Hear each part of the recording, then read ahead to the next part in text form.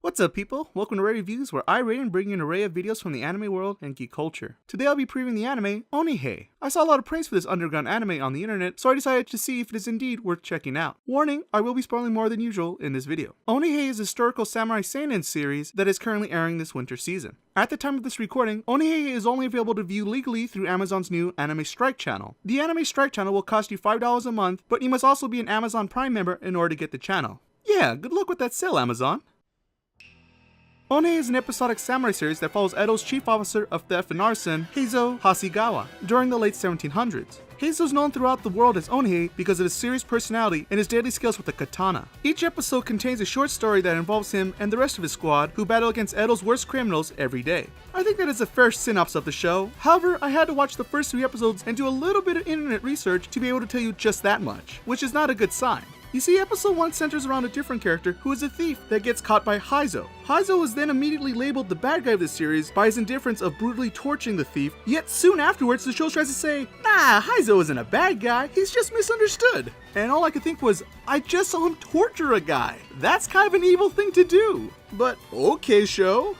Skip ahead, and the thief decides to help Heizo capture other criminals. After episode 1, I thought, oh, it's going to be a white-collar leverage kind of thing, which I was down with. I thought it would be fun to see a master thief team up with a strict samurai cop. You know, your classic buddy cop movie. Once again, it's about Heizo, not the thief. So that didn't pan out. Episode 2 is about Heizo's past. We learned that he had a rival who was also good with the sword during his training days, and that they had a love triangle going on with one of the local pretty girls who would visit their dojo. However, we learn her life hasn't turned out for the best in these past 15 years since she was forced into a life of crime. The problem is we really don't learn much about Heizo, and we don't even get most of the details about the tragic old love interest either, so it all seemed like a waste of time to me. Episode 3 focuses on a skilled assassin who is trying to kill Heizo. Luckily, Heizo is handy with the blade and manages to fight off his assailant. Skip ahead, and the assassin falls in love with a soft-spoken servant. This new love of his also apparently makes the assassin weaker because he is beaten instantly by Heizo in his next encounter, and Heizo tells him as much. And all I could think was, no, love makes you stronger, not weaker. Haven't you seen Samurai X? Does that mean Heizo doesn't love his wife and kids? Because he's clearly stronger than the assassin, and according to him, you gotta be cold and heartless in order to be strong. It was just a weird message for me, and it kind of ruined the whole episode. And I'm a guy who really likes Rurouni Kenshin. This should have been an easy one.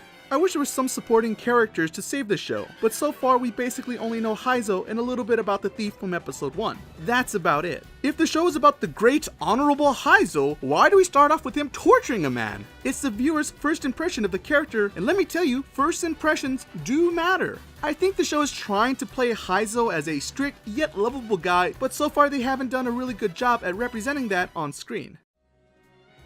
Being a seinen series, the character designs have a much more mature look to them compared to your high school anime titles, which I appreciated quite a bit. What I didn't appreciate was the fighting scenes. Episode 1 has what I call 300 syndrome, where the camera slows down for a sec and then speeds back up for the action. This effect can be cool, though I wasn't really feeling it here. I also didn't like the added CG blood effects they used every time they cut a guy open. It's like watching today's action movies with their computer blood versus real blood squibs. It's just not the same, you know? Episode 1 was also rough when it came to the Japanese voice actors' lines being matched up with their animated counterparts. It was jarring to see lip flaps and facial expressions that just didn't match up from what I was seeing and hearing. The Japanese voice acting was alright. Nobody turned me out performance-wise, though it was just kind of vanilla for me. If you're hoping for an English dub, don't. It is very unlikely that Amazon will invest that kind of time and money in their exclusive anime right now. I think they are still determining if Anime Strike was a good idea. And frankly, I don't have high hopes with its current model. It also didn't help it was difficult for me to keep with Onihei due to Amazon's subtitles. The subtitles seem smaller than usual to me, and they time them exactly when a character starts and stops talking, which was not enough time for me, especially in this samurai drama with all its various foreign character names and locations. The opening is probably my favorite thing about this show. It's got a Cowboy Bebop and Attack on Titan mix thing going on, which I thought was really cool. However, I didn't enjoy the soundtrack because it is mostly subtle jazz pieces that simply don't fit in a samurai tale, in my opinion.